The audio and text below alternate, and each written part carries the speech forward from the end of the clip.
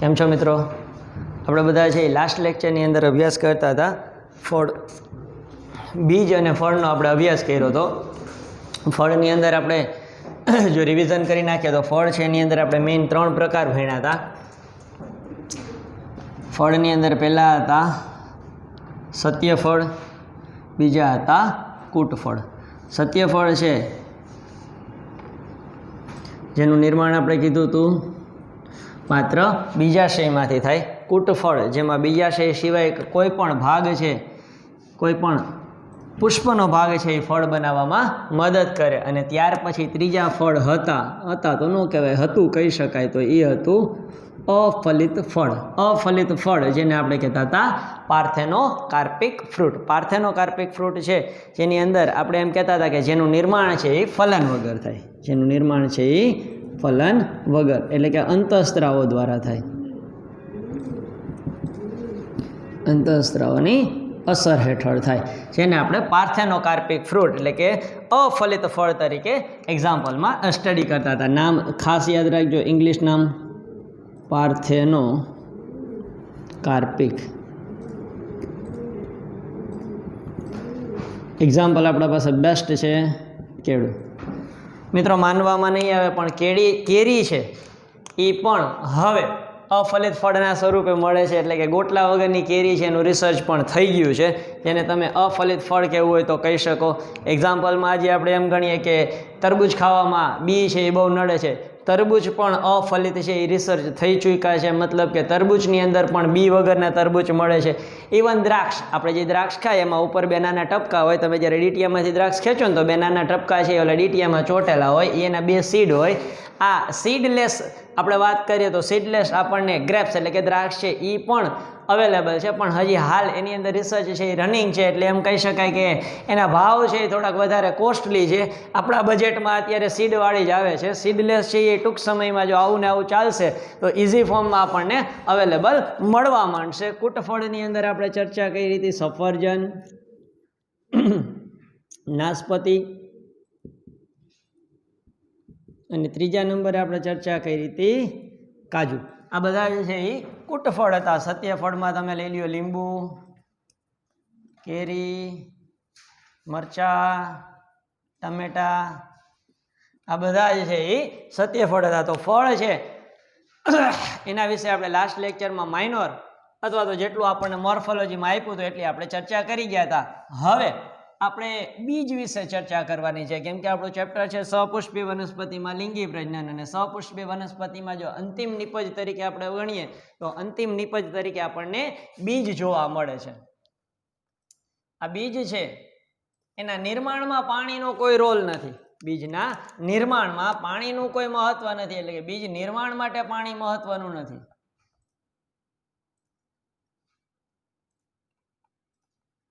બીજ નિર્માણ માટે, અને બીજ નિર્માણ માટે ગણીએ તો બીજ નિર્માણ માટે ફલન અને પરાગનયન, ફલન અને પરાગનયન આ ઘટનાઓ માટે પાણી આવશ્યક નથી. પણ એક વખત ફલન થઈ જાય ત્યારબાદ બીજના નિર્માણ માટે પાણી આવશ્યક છે. ત્યારબાદ બીજ નિર્માણ માટે અને બીજાંકુરણ માટે, બીજ નિર્માણ અને ખાસ કરીને બીજાંકુરણ માટે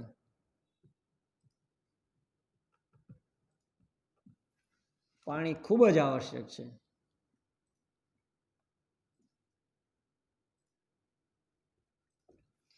વનસ્પતિ છે એ બીજના વિકિરણ માટે અલગ અલગ લક્ષણો, કેરેક્ટર છે એ ડિસ્ક્રાઇબ કરે છે. વનસ્પતિની અંદર તમને બીજ વિકિરણ છે એ દૂર સુધી પહોંચાડવા માટે, કેમ કે વનસ્પતિની અંદર જો આપણે વાત કરીએ ને તો વનસ્પતિને બીજ છે એ છેટે સુધી પહોંચાડવા છે.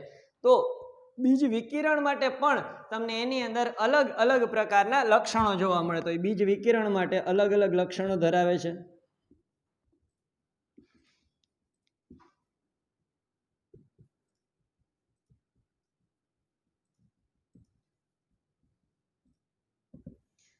ફોર એક્ઝામ્પલ તરીકે આપણે વાત કરીએ શું ધરાવે છે તો ફોર એક્ઝામ્પલ તરીકે આપણે વાત કરીએ તો એની અંદર તમને રોમ જોવા મળે છે.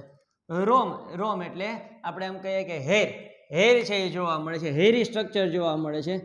રોમ છે એ શેની ઉપર જોવા મળે છે? તો આંકડો છે એની અંદર તમને બીજના વિકિરણ માટે રોમ જોવા મળે છે. આંકડાના સીડ છે, તમે ખ્યાલ હોય તો ઓલી ડોસી ઉડતી આવે ને હાથ ઉપર બેસે, આપણે એમ કહીએ નસીબદાર હોય એના હાથ ઉપર બેસે.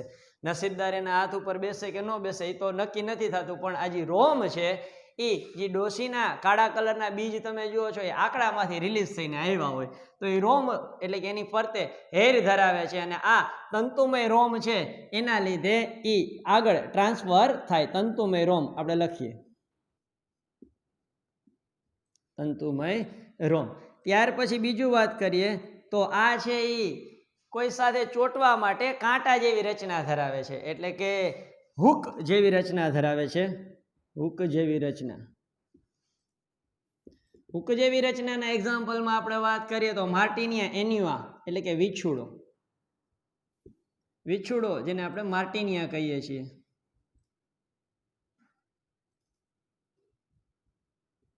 હવે નામ બુકમાં નહીં આપ્યો એટલે લખી લેજો, કેલોટ્રોપિસ.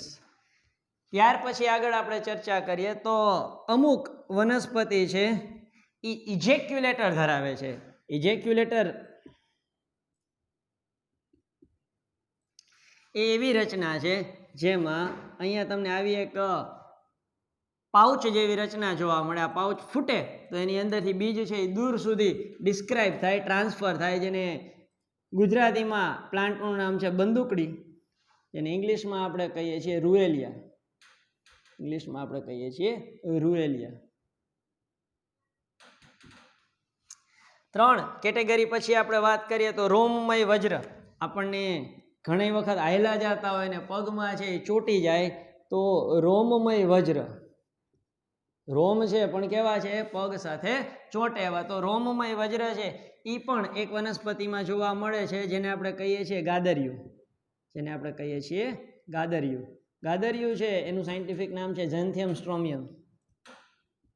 એનું સાયન્ટિફિક નામ છે ઝેન્થિયમ સ્ટ્રોમિયમ. તો આ 4 કેટેગરી છે, 4 પ્લાન્ટ છે એ તમને લખાવ્યા. હજી આપણે અહીંયા તંતુમય રોમના એક્ઝામ્પલમાં આંકડો એની સાથે લખવું હોય તો કપાસ પણ લખી શકાય. કપાસના બીજ છે એ પણ તંતુમય રોમ ધરાવે છે અને એ પણ દૂર સુધી બીજના વિકિરણ સાથે સંકળાયેલા છે. તો આ બીજ છે એના વિકિરણ માટે વનસ્પતિ છે એ અલગ અલગ પ્રકારના લક્ષણો છે એ ધરાવતી હોય છે. બીજ છે એ વનસ્પતિ, બીજ છે એ કૃષિ માટેનો મેઇન પાયો છે. બીજ છે એ કૃષિનો મુખ્ય પાયો છે.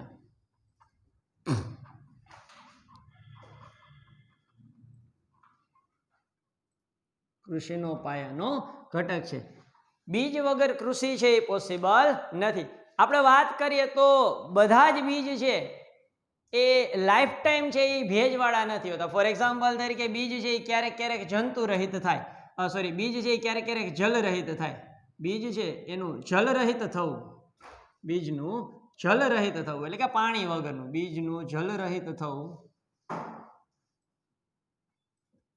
એ બીજના સંગ્રહ માટે મદદરૂપ છે. એ બીજના સંગ્રહમાં મદદ કરે છે.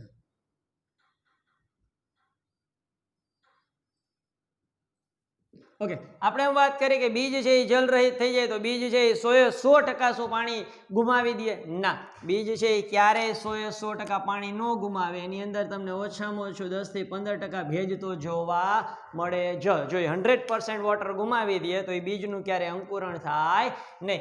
બીજનું જલ રહિત થાય એ આપણને સંગ્રહમાં મદદ કરે. એટલે બીજ છે એનું સંગ્રહ કરી અને નવા નેક્સ્ટ યર આપણે એને ઉગાડવા માટે ઉપયોગમાં લેવા હોય તો લઈ શકાય. તો તે બીજ છે એને નેક્સ્ટ યર એટલે આવતા વર્ષે વાવવામાં મદદરૂપ થાય છે. બીજને આવતા વર્ષે વાવવા માટે અથવા તો રોપવા માટે મદદરૂપ છે, પાક લેવામાં મદદ કરે છે. બીજ છે એની અંદર ખોરાકનો સંગ્રહ હોય. બીજ છે એમાં આપણને ખોરાકનો સંગ્રહ જોવા મળે છે. તો કે બીજ છે એ ખોરાકનો સંગ્રહ ધરાવે છે.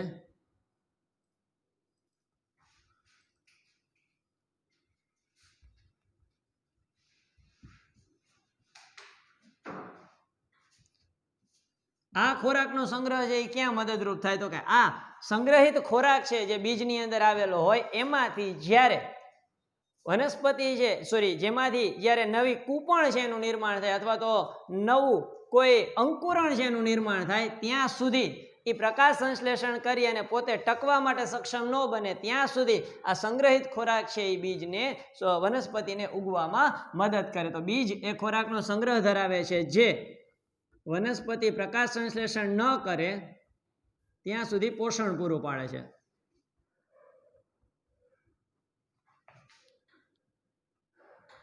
પ્રકાશ સંશ્લેષણ કરવા સક્ષમ ન બને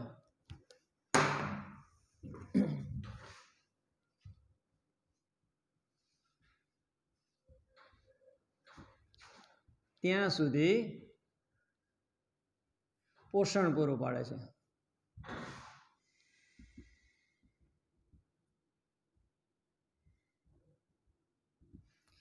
ઓકે, આગળ આપણે વાત કરીએ તો ત્યાર પછી એનું કામ શું છે? તો કે ભ્રૂણનું રક્ષણ કરે છે. કેમ કે બીજ છે એની પાસે બીજાવરણ આવેલા હોય.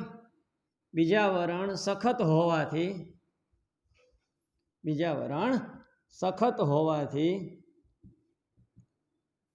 ભ્રૂણનું રક્ષણ કરે છે.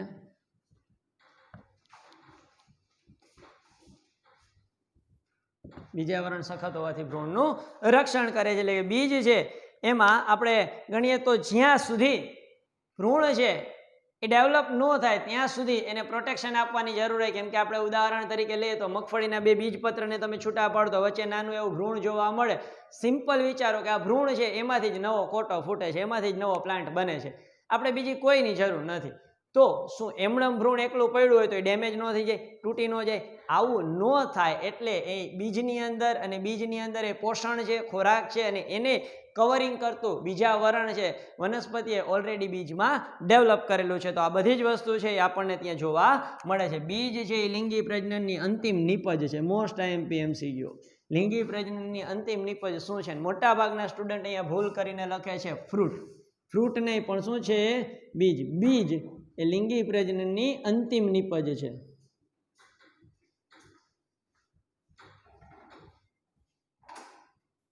ફ્રૂટ ન બને તો ચાલે પણ બીજ બનવા જોઈએ. એટલે અંતિમ નિપજ તરીકે આપણી પાસે શું છે? બીજ. ઓકે, હવે આપણે વાત કરીએ છીએ બીજની. તો આ બીજ છે એ કૃષિની અંદર મહત્વના છે. એને આવતા વર્ષે સ્ટોરેજ કરી અને આપણે ખોરાક તરીકે ઉપયોગ કરવો હોય તો કરી શકાય. સ્ટોરેજ કર્યા હોય તો જ તમે એને નવા વર્ષે ડેવલપ કરવા હોય તો જ તમે એનો ગ્રોથ તરીકે ઉપયોગ કરી શકો છો. એ તરત જ જલરહિત થઈ તો જ એનું આપણે સ્ટોરેજ કરી શકીએ. પણ એની અંદર છતાં વોટર કન્ટેન્ટ છે એ 10 થી 15% હોય. હવે આપણે વાત કરીએ તો બીજ છે એના વિકિરણ પછી પણ શું બીજ જીવિત રહી શકે છે? બીજનું વિકિરણ થયું. અહીંયા 4 તબક્કા 4 વનસ્પતિમાં સ્પેશિયલ પ્રકારના વિકિરણ બતાવ્યા. આ સિવાય વનસ્પતિ છે એના બીજ છે એ તમે આમ ફેંકો છો, થ્રો કરો છો અને હવે એનું વિકિરણ થયું. તો બીજના વિકિરણ પછી શું એને અંકુરિત રહેવાની શક્યતા છે? તો કે વિકિરણ બાદ બીજ જીવિત રહી શકે છે? હા, બીજ જીવિત રહી શકે છે.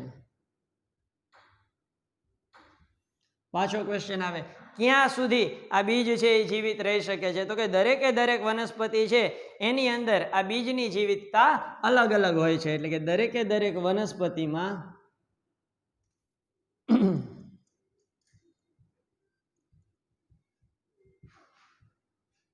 બીજની જીવિતતા અલગ અલગ હોય છે.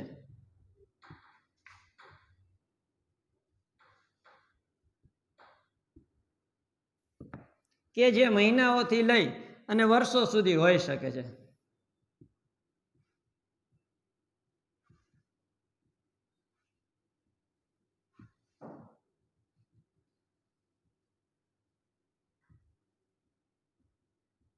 બીજની જીવિતતા છે મહિનાથી લઈ અને વર્ષો સુધી હોઈ શકે છે. ફોર એક્ઝામ્પલ તરીકે જો આપણે ચર્ચા કરીએ તો લ્યુપાઇન આર્કેટિકસ, એક્ઝામ્પલ તરીકે આપણે વાત કરીએ તો લ્યુપાઇન આર્કેટિકસ,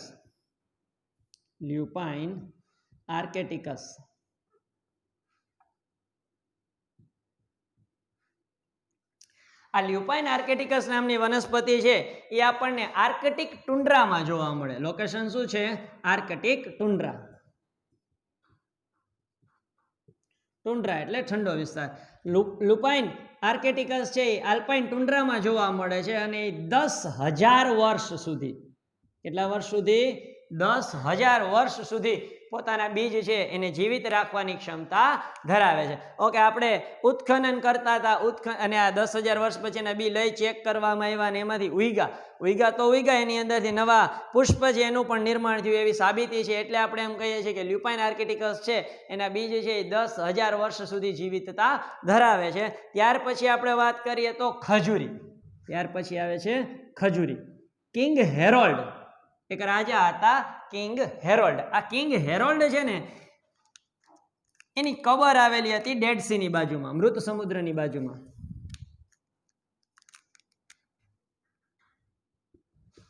કિંગ હેરોલ્ડની કબર પાસેથી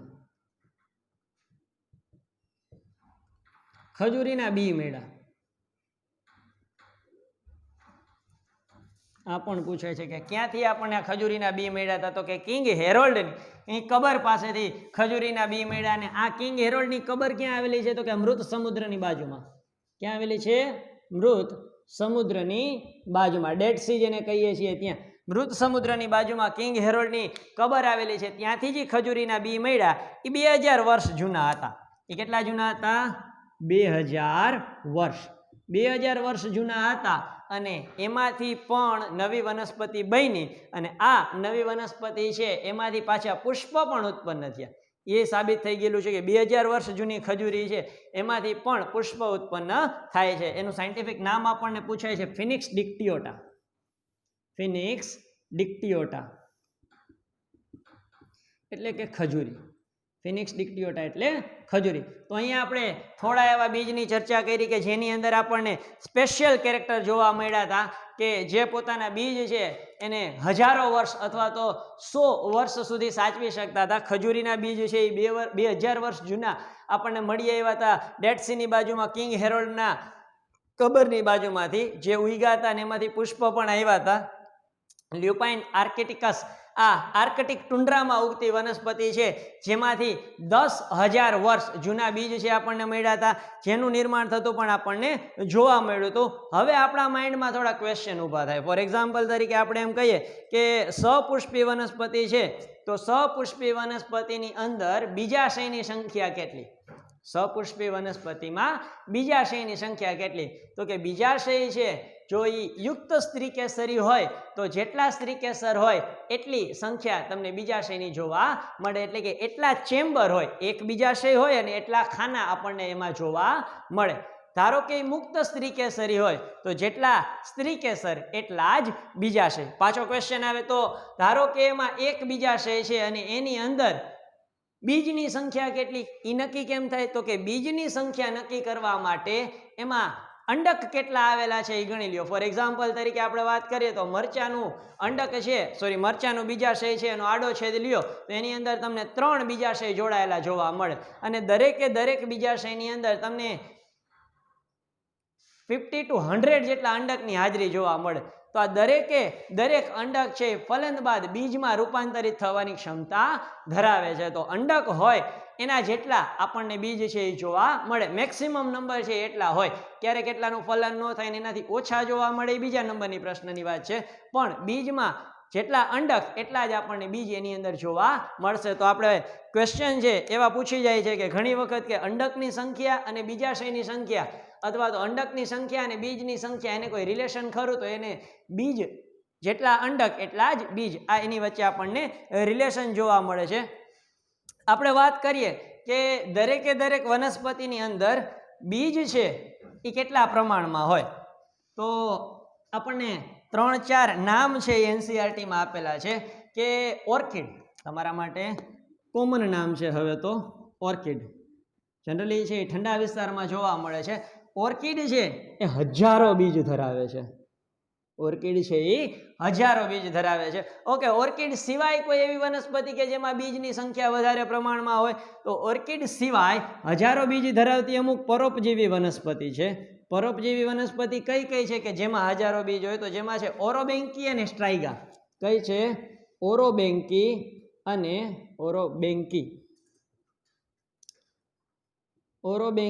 અને સ્ટ્રાઇગા. સ્ટ્રાઇગા.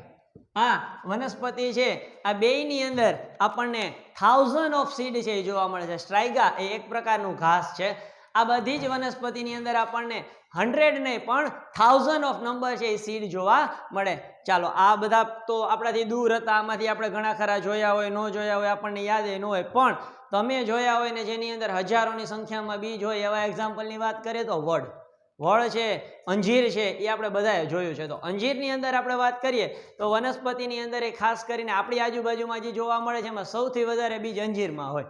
તમારી આજુબાજુમાં જે ઉગે છે એમાં સૌથી વધારે બીજ અંજીર શું ઉમરામાં જોવા મળે છે. તો ઉમરો છે, અંજીર છે, વડ છે, આ બધા જ છે એની અંદર આપણને નાના નાના બીજ છે એ જોવા મળે. એટલે વડનો ટેટો જ્યાં પડે, ઘણી વખત દિવાલની કોતરમાં વડના ટેટા ભટકાણા હોય, ત્યાં એના બીજ રહી ગયા હોય, તો અહીંયાથી પણ આપણને નવું વડ છે અથવા તો પીપળો છે એ ઉગતો જોવા મળે. તો વડ છે એની અંદર આપણને ઘણા બધા બીજ છે એ જોવા મળે છે. તો અહીંયા આપણે ચર્ચા કરી કે બીજ છે એનું મહત્વ શું છે અને બીજ છે એ કેટલો ટાઈમ સુધી સર્વાઈવ કરી શકે છે.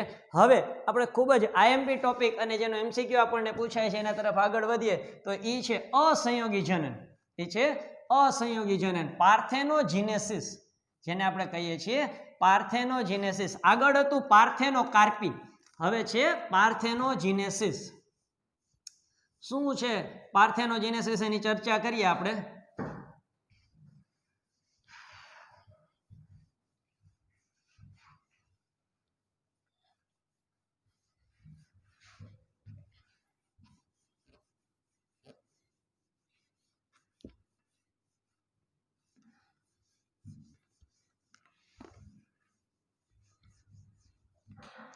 આપણે વાત કરીએ છીએ પાર્થેનોજીનેસિસ વિશે, અસંયોગી જનન. એપોમિક્સિસ તરીકે પણ આપણે એને ઓળખીએ છીએ. એપોમિક્સિસ કયો, અસંયોગી જનન.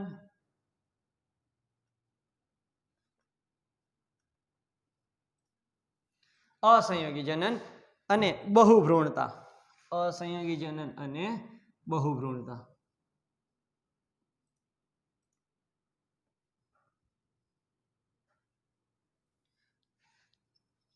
એપોમિક્સિસ એ અસંયોગી જનનનું ઇંગ્લિશ નામ છે, જેને આપણે પાર્થેનોજીનેસિસ તરીકે પણ ઓળખીએ છીએ.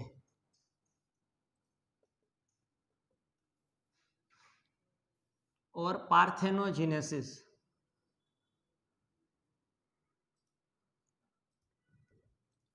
આગળના ટોપિકમાં આપણે જે ભણ્યા હતા ફળ, ત્યારે આપણે ભણ્યા હતા પાર્થેનોકાર્પિક. પાર્થેનોકાર્પિકનો મતલબ હતો ફલન વગર ફળનું નિર્માણ. ફલન વગર ફળનું નિર્માણ. અહીંયા છે પાર્થેનોજીનેસિસ, જેમાં આપણે કહીએ છીએ એપોમિક્સિસ, જેમાં પાર્થેનોજીનેસિસમાં ફલન વગર બીજનું નિર્માણ થાય. ફલન વગર બીજનું નિર્માણ થાય. ઓકે, ફલન વગર બીજનું નિર્માણ, અગેન હોર્મોનલ ઇમ્બેલેન્સ છે આની અંદર જવાબદાર હોય. મ્યુટેશન આવેલું હોય તો એના માટે આ કારણ છે એ પોસિબલ બની શકે છે. તો કે ફલન વગર જો બીજનું નિર્માણ થાય તો આપણને આ વસ્તુ છે એ જોવા મળે. આગળ વધીએ કે આ કઈ રીતે થઈ શકે. હવે યાદ કરો, આપણે ભણ્યા હતા આ રીતે અંડક છે એની અંદર આપણે ત્યારે પણ બધાની પ્લોઇડી લખી હતી. આ પ્લોઇડી લખવાનું માત્ર અને માત્ર રીઝન એ જ હતું કે જ્યારે એપોમિક્સિસ ભણીએ ત્યારે તમને બધાની પ્લોઇડી ખબર હોવી જોઈએ. ફોર એક્ઝામ્પલ તરીકે આપણે ચર્ચા કરીએ તો અહીંયા વચ્ચોવચ આપણને જોવા મળે છે પ્રદેહનો ભાગ. પ્રદેહની અંદરની બાજુ આપણે ચર્ચા કરીએ તો જોવા મળે છે ભ્રૂણપૂટનો ભાગ. આ બધા જ ભાગ છે, આ છે પ્રદેહના ભાગ. તો અહીંયા પ્રદેહના કોષો આવી ગયા. ત્યાર પછી આવે ભ્રૂણપૂટનો ભાગ. ભ્રૂણપૂટનો ભાગ છે અંદરની તરફ એ એકકીય હોય. ભ્રૂણપૂટ એકકીય હોય.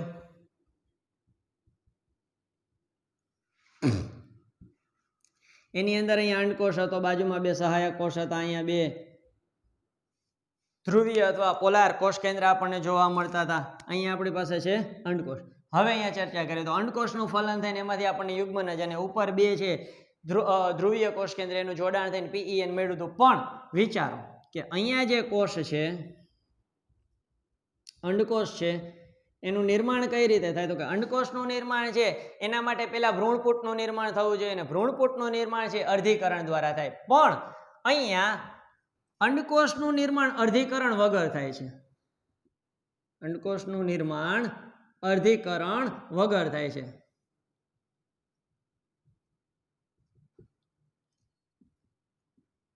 પાછો ક્વેશ્ચન આવે કે ભ્રૂણપૂટ બને તો જ અંડકોષ બને. ભ્રૂણપૂટ બને તો જ અંડકોષ બને, તો અર્ધીકરણ વગર તો ભ્રૂણપૂટ જ નથી બનતું. તો ભાઈ અંડકોષ કઈ રીતે બને? તો વિચારો, ભ્રૂણપૂટ શેમાંથી બન્યું હતું? ભ્રૂણપૂટ બન્યું હતું એમએમસી માંથી. એમએમસી છે એ કેટલા હતા? એમએમસી 1 હતું. આ એમએમસી માંથી અર્ધીકરણ થઈ અને 4 ભ્રૂણપૂટ બન્યા હતા, જે એકકીય હતા, જેમાંથી 3 નાશ પામે ને 1 વધે. તો આ કન્ડિશને આની અંદર આપણને અંડકોષ જોવા મળે કેવો હોય? એકકીય. અંડકોષ જોવા મળે કેવો હોય? એકકીય. પણ વિચારો, એમએમસી છે એ ડાયરેક્ટલી અંડકોષ તરીકે વર્તવા માંડે તો કે એમએમસી છે એ 1 હતો અને એમએમસી 2n હોય, અને જો એ ડાયરેક્ટ અંડકોષ તરીકે કામ કરે તો એ થઈ જાય 2n. તો વિચારો કે એમએમસી છે એ ડાયરેક્ટ અંડકોષ જેવું કામ કરે, એટલે કે અંડકોષનું નિર્માણ અર્ધીકરણ વગર થાય. જો અંડકોષનું નિર્માણ અર્ધીકરણ વગર થાય તો આપણને જે ભ્રૂણ જોવા મળે છે અર્ધીકરણ વગર થાય, જેમાંથી ભ્રૂણનું નિર્માણ થાય, જેમાંથી ભ્રૂણનું નિર્માણ થાય જે દ્વિકીય હોય. જે કેવું હોય? દ્વિકીય હોય. તો એક વસ્તુ ક્લિયર થઈ ગઈ કે પહેલું પાર્થેનોજેનેસિસ છે એની પોસિબિલિટી અંડકોષ દ્વિકીય હોય. અંડકોષ દ્વિકીય હોય. બીજી પોસિબિલિટી વિચારો, પ્રદેહ. પ્રદેહના ઘટકો છે 2n, એટલે કે પ્રદેહ. ધારો કે પ્રદેહના કોઈ કોષ છે એ ઉપસી આવે. પ્રદેહના કોષો કોષ વિભાજન કરી ઉપસી આવે અને તેમાંથી ભ્રૂણનું નિર્માણ થાય.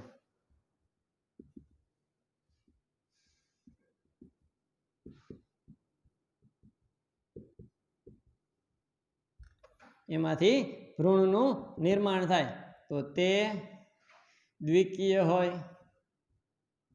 જો અહીંયા પણ ક્યાંય અર્ધીકરણ થતું નથી, મતલબ કે પ્રદેહના કોષો હતા જેની અંદર પણ આપણે શું કર્યું હતું કે પ્રદેહના કોષો છે એને પણ સમવિભાજન કરી અને કોષ છે એ ઉપસી આવ્યા. ફોર એક્ઝામ્પલ તરીકે વિચારો કે આ પ્રદેહના કોષો છે એ સમવિભાજન કરીને આવી રીતે ઉપસી આવ્યા. આવી રીતે ઉપસી આવીને પછી અહીંયા જ ભ્રૂણ બની ગયું. તો ઓકે, તો શું આવું એક જ જગ્યાએ થાય? આવું એક જ જગ્યાએ થાય? આવું એક જગ્યાએ થાય? ક્યારેક ક્યારેક આવું. આ તો ભાઈ વિકૃતિ છે. એક કરતા અલગ અલગ જગ્યાએ પણ થઈ શકે. અલગ અલગ જગ્યાએ થાય તો 1 2 3, અહીંયાથી તો 4. તો વિચારો, એક જ અંડકમાં એક કરતા વધારે ભ્રૂણ બન્યા. એક કરતા વધારે ભ્રૂણ બન્યા. શેમાંથી? પ્રદેહમાંથી. શેમાંથી બન્યા? પ્રદેહમાંથી. તો એક કરતા વધારે ભ્રૂણનું નિર્માણ થાય એટલે કે પ્રદેહના કોષો છે એક કરતા વધારે ઉપસી આવ્યા છે, તો એક કરતા વધારે ભ્રૂણનું નિર્માણ પણ થાય.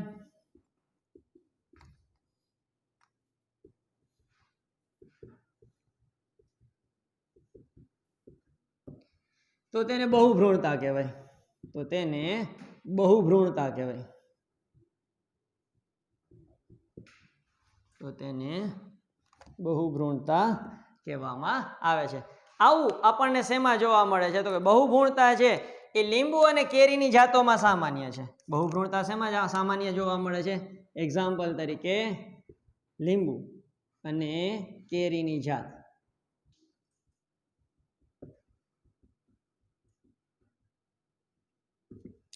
પાછો ક્વેશ્ચન આવે કે એક કરતા વધારે ભ્રૂણનું નિર્માણ થયું એટલે આપણે એને બહુભ્રૂણતા કીધું. તો કે ભાઈ એપોમિક્સિસમાં ફલન વગર બીજનું નિર્માણ કઈ રીતે થયું? તો કે ફલન વગર બીજનું નિર્માણ એટલા માટે કહીએ છીએ કેમ કે આની અંદર લિંગી પ્રજનનની નકલ કરવામાં આવે છે. એપોમિક્સિસમાં લિંગી પ્રજનનની નકલ કરવામાં આવે છે. લિંગી પ્રજનન નથી થતું, એના જેવું થાય છે. હોર્મોનના લીધે આ વસ્તુ થતી હોય છે. એટલે કે એપોમિક્સિસમાં લિંગી પ્રજનનની નકલ કરવામાં આવે છે.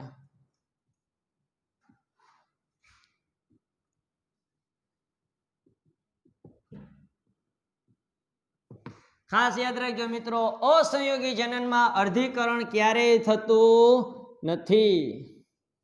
અસંયોગી જનનમાં જ્યાં દ્વિકીય ભ્રૂણનું નિર્માણ થાય છે ત્યાં અર્ધીકરણ થતું નથી, અને જ્યાં દ્વિકીય ભ્રૂણનું નિર્માણ થાય અને અર્ધીકરણ ન થાય, જ્યાં દ્વિકીય ભ્રૂણનું નિર્માણ થાય અને અર્ધીકરણ ન થાય ત્યાં હંમેશા જે નવો ભ્રૂણ બને એ વનસ્પતિ દેહ હોય એના જેવો જ બને, એટલે એ સમવિભાજન દ્વારા થાય છે.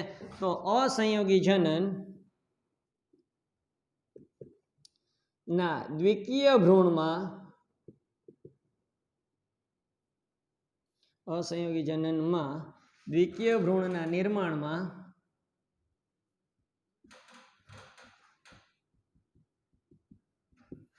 અર્ધીકરણ થતું નથી.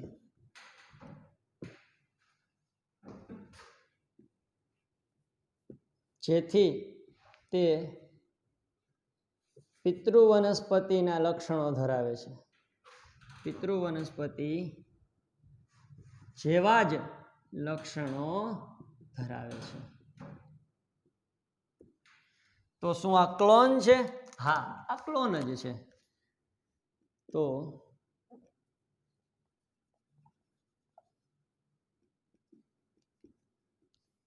તેના દ્વારા ઉત્પન્ન થતી સંતતિ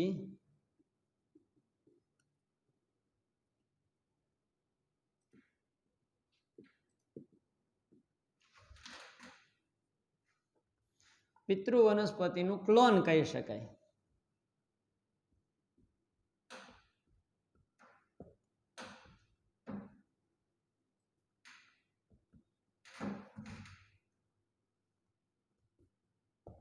પિતૃ વનસ્પતિનો ક્લોન કેવો હોય તો કહી શકાય, કેમ કે આની અંદર એની પ્રતિકૃતિ થાય છે, એની નકલ કરવામાં આવે છે. આમાં આપણે કંઈ નવું બનાવતા નથી. ઓકે, આગળ વધીએ કે અસંયોગી જનન છે એનું મહત્વ શું છે? અસંયોગી જનનનું મહત્વ શું છે? જો અસંયોગી જનનમાં અર્ધીકરણ નથી થતું, અસંયોગી જનનની અંદર અર્ધીકરણ થતું નથી. અર્ધીકરણ ન થાય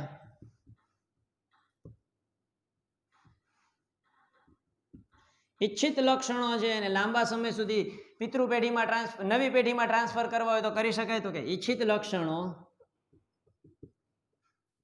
બદલાયા વગર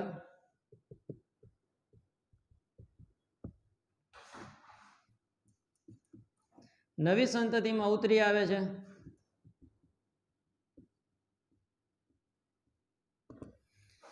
તો આનાથી શું ફેર પડે? નવી સંતતિમાં ઈચ્છિત લક્ષણો ઉતરી આવે તો વિચાર કરો કે દર વર્ષે તમે જે બીટી કોટન માટે અથવા તો બીટી વનસ્પતિ માટે જે નવા બિયારણ લ્યો છો એ તમારા ઘરે જે વનસ્પતિ ઉગે છે એના જ બીજ બીટી જેવા જ હોય, કેમ કે અર્ધીકરણ ન થયું. અર્ધીકરણ ન થયું એટલે બી હતા એવા સમવિભાજન દ્વારા ઉત્પન્ન થયા, અને આ સમવિભાજન દ્વારા જે બીજ ઉત્પન્ન થાય આ બીજ છે એમાં કોઈ નવા લક્ષણ આવે નહીં. તો બીજમાં નવા લક્ષણો ન આવતા હોવાથી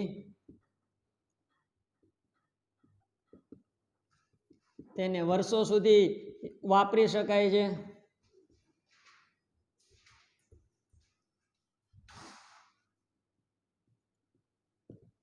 કૃષિ માટે મહત્વનું છે.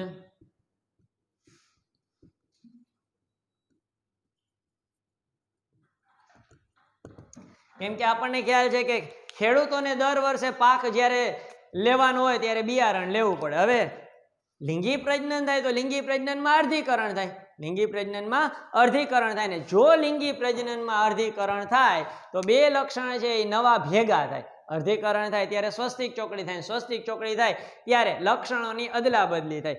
બીજી વસ્તુ કે લક્ષણોની અદલા બદલી થયા પછી નરજન્યુ ને માદાજન્યુ બેયના લક્ષણ ભેગા થયા, એટલે કે અહીંયા ઈચ્છિતની સાથે અનિચ્છિત લક્ષણ પણ આવે છે. હું વાત કરું છું એ લિંગી પ્રજનન વિશે છે.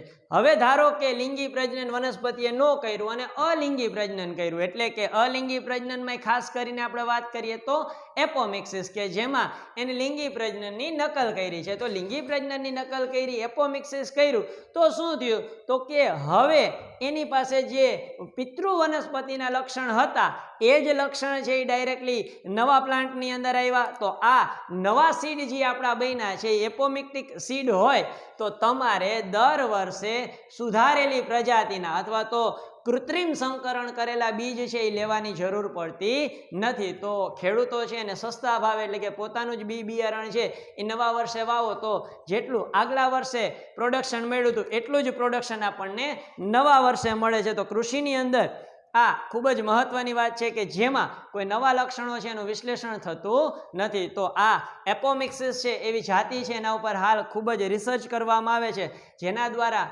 આપણે અસંયોગી જનનની મદદથી વનસ્પતિમાં વધારે ખાસ કરીને કહીએ તો જેવા લક્ષણો પિતૃમાં છે એવા જ લક્ષણો છે એને નવી સંતતિમાં લઈ જવા હોય તો લઈ જઈ શકીએ છીએ. આપણે વાત કરતા હતા અહીંયા બહુભ્રૂણતા વિશે કે બહુભ્રૂણતા છે એમાં અહીંયા પ્રદેહના કોષોમાંથી જો વધારે ભ્રૂણનું નિર્માણ થયું ક્યારેક ક્યારેક છે ને પ્રતિધ્રુવીય કોષો છે ને એ એકકીય ભ્રૂણ બનાવે, ક્યારેક ક્યારેક સહાયક કોષો પણ એકકીય ભ્રૂણ બનાવે. તો આવા કેસીસની અંદર એક કરતાં વધારે ભ્રૂણનું નિર્માણ થાય. આવા કેસીસની અંદર એક કરતાં વધારે ભ્રૂણનું નિર્માણ થાય અને જો એક કરતાં વધારે ભ્રૂણ છે એક જ બીજમાં જોવા મળે તો એને આપણે કહીએ છીએ બહુભ્રૂણતા. બહુભ્રૂણતા છે એ આપણને જોવા મળ્યું તો લીંબુ અને કેરીની જાતોમાં એટલે કે સિટ્રસ, ખાસ કરીને લીંબુ આપણા માટે આઈએમપી છે.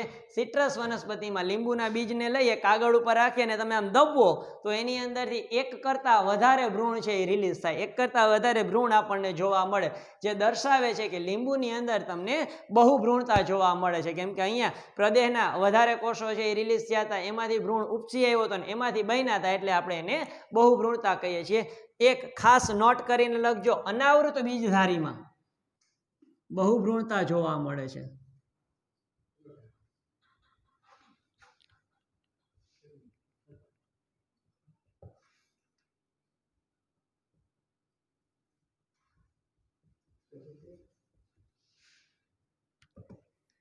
અનાવૃત બીજધારી વનસ્પતિની લાક્ષણિકતા છે. બહુભ્રૂણતા છે ને અનાવૃત બીજધારીની લાક્ષણિકતા છે. ઉદાહરણ તરીકે સાયકસ, પાઇનસ, ત્યાર પછી ગિંકો બાયલોબા લેવું હોય તો પણ લઈ શકાય. આ બધા જ છે અનાવૃત બીજધારીના અનાવૃત બીજધારીના પ્લાન્ટ છે જેમાં તમને બહુભ્રૂણતા એટલે પોલીએમ્બ્રિયોની છે એ જોવા મળશે. આજનો લેક્ચર આપણે અહીંયા સુધી રાખીએ. આજે આપણે એપોમિક્સિસ એટલે કે પાર્થેનોજીનેસિસ જેમાં ફલન વગર બીજનું નિર્માણ આપણે ભણ્યા અને ત્યાર પછી આપણે બહુભ્રૂણતા વિશે અભ્યાસ કર્યો. આ ચેપ્ટરમાં અહીંયા સુધી આપણે રાખીએ. Thank you.